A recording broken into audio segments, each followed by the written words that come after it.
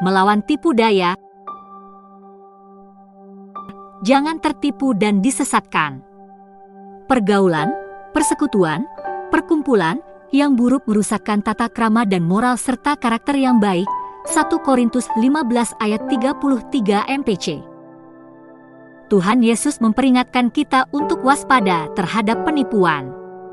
Dalam Matius 24 ayat 4, Dia memperingatkan, "Waspadalah supaya jangan ada orang yang menyesatkan kamu."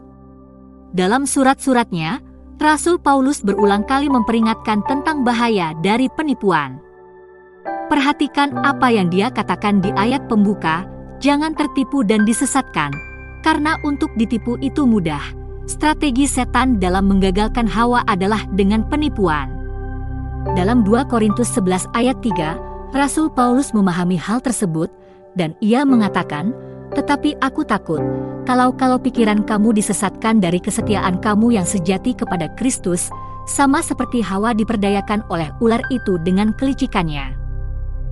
Oleh karena itu, dengan memahami bagaimana setan menipu Hawa, engkau dapat memperoleh wawasan tentang bagaimana tetap berada di posisi benar dan mencegah dirimu dan orang lain tertipu.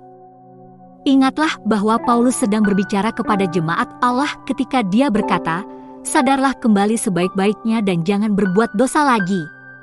Ada di antara kamu yang tidak mengenal Allah." 1 Korintus 15 ayat 34.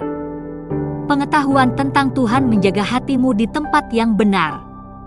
Jadi, arahkan pikiranmu pada subjek yang tepat, arahkan hatimu ke arah yang benar.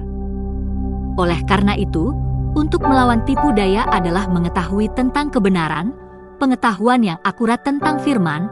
Ini akan membebaskan dan melindungi siapapun dari penipuan. Ingatlah apa yang dilakukan orang Berea dalam Kisah Para Rasul 17 ayat 11. Orang-orang Yahudi di kota itu lebih baik hatinya daripada orang-orang Yahudi di Tesalonika, karena mereka menerima firman itu dengan segala kerelaan hati, dan setiap hari mereka menyelidiki kitab suci untuk mengetahui apakah semuanya itu benar demikian. Perhatikan juga nasihat Paulus kepada Timotius, "Usahakanlah supaya engkau layak di hadapan Allah sebagai seorang pekerja yang tidak usah malu, yang berterus terang memberitakan perkataan kebenaran itu." 2 Timotius 2 ayat 15. Mari kita berdoa. Bapa terkasih, aku berterima kasih atas pengetahuan akan firman-Mu di dalam hatiku, membuatku berjalan dalam iman, kekuasaan, kemuliaan dan kuasa. Melalui pengetahuan pewahyuan akan firman-Mu, aku hidup mengatasi penipuan, tipu daya, manipulasi dan kebohongan musuh. Aku berfungsi dalam kemenangan mutlak, sekarang dan selalu, dalam nama Yesus. Amin. Ayat renungan hari ini terdapat dalam Mazmur 82 ayat 5, 2 Petrus 3 ayat 18, Efesus 1 ayat 17, Mazmur 101 ayat 6 dan 7.